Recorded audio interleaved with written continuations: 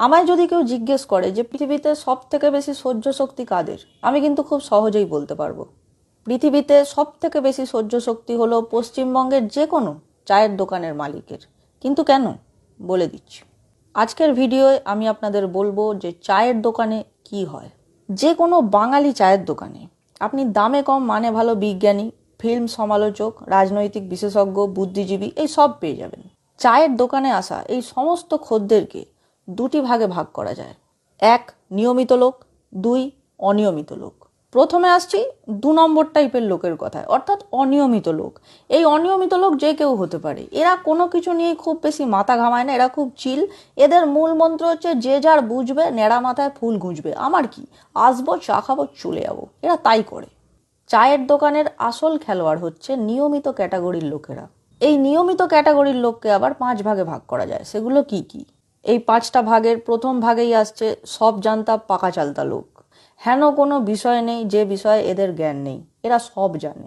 Lenin থেকে Stalin, Hitler থেকে Mussolini, Eiffel টাওয়ারের উচ্চতা কত, বাংলাদেশ আর ভারতের ইলিশের মধ্যে পার্থক্য কি, কে ভালো বেশি, রোনাল্ডো না মেসি, এই ধরনের সমস্ত আন্তর্জাতিক বিষয় থেকে শুরু করে কার মেয়ের বিয়ে হচ্ছে না, কার ছেলে গোল্লায় গেছে, কার বউয়ের থাইরয়েড, কার বউ শনি মঙ্গলবারে টুকটাক করে, এই সমস্ত বহু বিষয়ে, মানে ঘরোয়া বিষয়ে এদের প্রচুর নলেজ।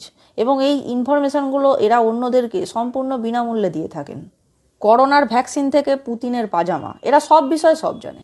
আপনি শুধু কষ্ট করে টপিকটা তুলুন, পুতিনের জন্মবার, রাশি, লগ্ন, আমেরিকার প্রেসিডেন্টের এই মুহূর্তে কালসর্পযোগ চলছে কিনা, এরাই আপনাকে বলে দেবে। আমার তো মনে হয় এদেরকে অবিলম্বে খবরশ্রী দেওয়া উচিত। সব জানতা পাকা চালতা লোকের পরেই আসছে কাগুজে লোক। এরা চায়ের দোকানে এসে কাগজ পড়ে।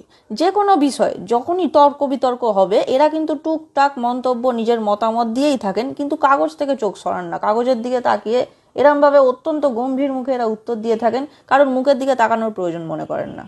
ভালো করে লক্ষ্য করলে আরেকটা বিষয় আপনাদের চোখে পড়বে, এরা সব সময় লাল চা খায়, কোনোদিন দুধ চা খায় না। আপনিও খাবেন না, অ্যাসিড হয়।